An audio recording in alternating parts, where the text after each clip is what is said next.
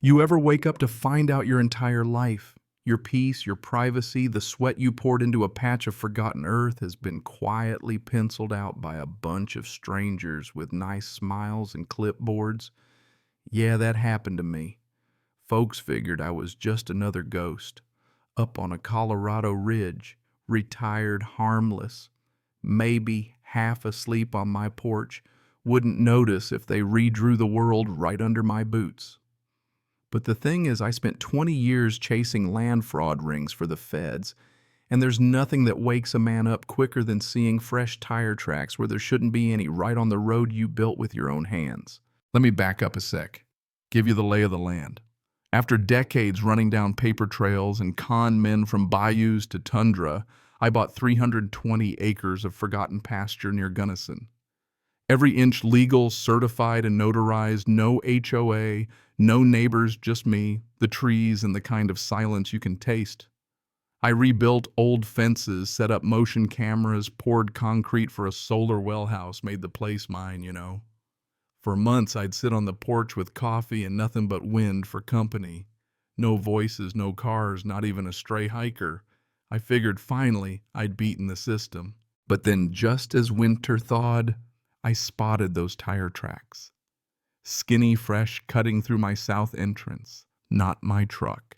Not my pattern.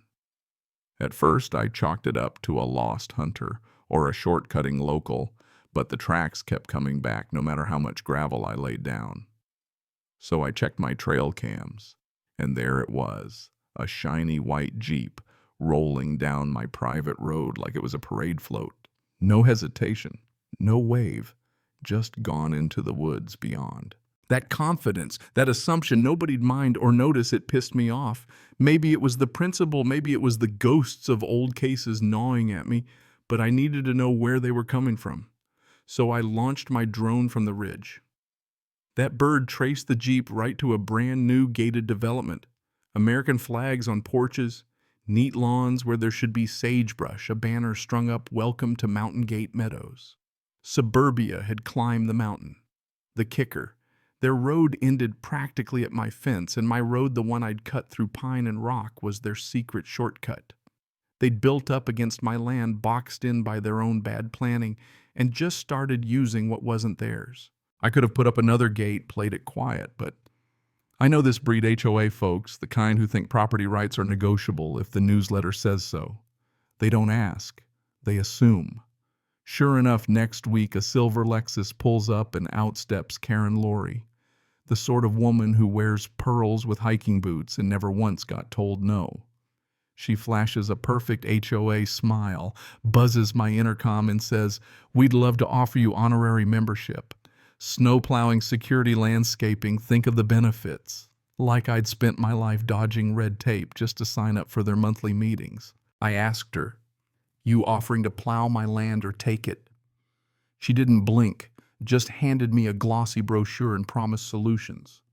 I tossed it back, told her to leave, but I knew that wasn't the end. 3 days later, a fat envelope shows up, maps their HOA charter, a letter welcoming me as a non-voting affiliate. The best part, their map labeled my private road as Community Trail Access East Gate, bold and red like they'd just claimed it by force of font size. I lined up their map with my deed, mine notarized theirs wishful thinking. No easements, no shared access. Just them drawing a crown on a neighbor's cat and calling it theirs. That's when I started fighting back. I swapped my old gate for a steel keypad lock, strung up motion sensors, posted fresh signs, private road. No trespassing, not affiliated with any HOA. I hid a new cam in the trees, streaming straight to my phone. My driveway started looking less like a welcome mat and more like a Cold War border. Didn't take long for Karen to escalate. She showed up with 2 goons in black polos, HOA logo stitched right over their hearts, tried to strong-arm me into opening the gate. "The board has already voted," she said. "This is community access." I just laughed. "Karen, there's not a board in the world can overrule a notarized deed." One of her muscle tried to get tough. "We'll remove the gate ourselves." I told him he'd meet the sheriff first, and he would have. Sure enough, 2 days later, Deputy Thomas comes rolling up my drive guy I'd met at the hardware store, knew enough to walk slow and keep his hands where I could see them. He says, "Heard you're blocking a public road." I hand him coffee and a stack of paperwork, deeds, survey, tax records, trail cam footage. 20 minutes later, he shrugs, says, "Looks cut and dry." Karen's been busy this year, but this is a first. I slip him a USB of the HOA's threats. He pockets it, tells me to keep documenting. I'd already doubled the locks. You think that'd slow them? Not a chance. Next came an official-looking notice from the Regional Community Boundary Integration Council, which, if you're wondering, is as real as a $3 bill. They'd mapped my road as part of a planned greenbelt connector, complete with fake notes from Karen. He won't use it anyway. Might as well make it benefit the neighborhood. Like that erases my name from the title. Then they started getting sloppy.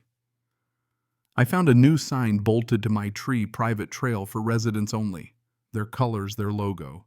I found Karen leading a group with clipboards and a measuring wheel, parading through my woods, filming with a drone. Like the more evidence they made, the truer it had become. Jokes on them, I filmed right back.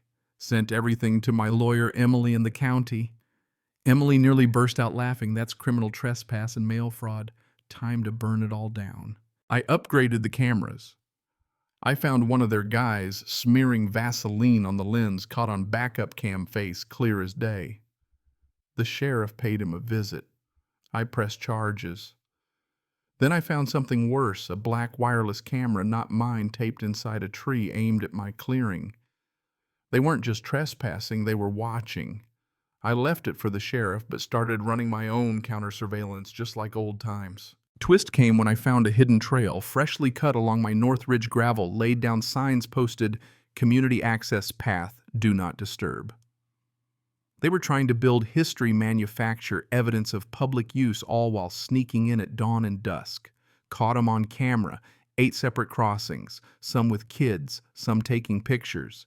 Even Karen herself planning the next move for her newsletter. That was it.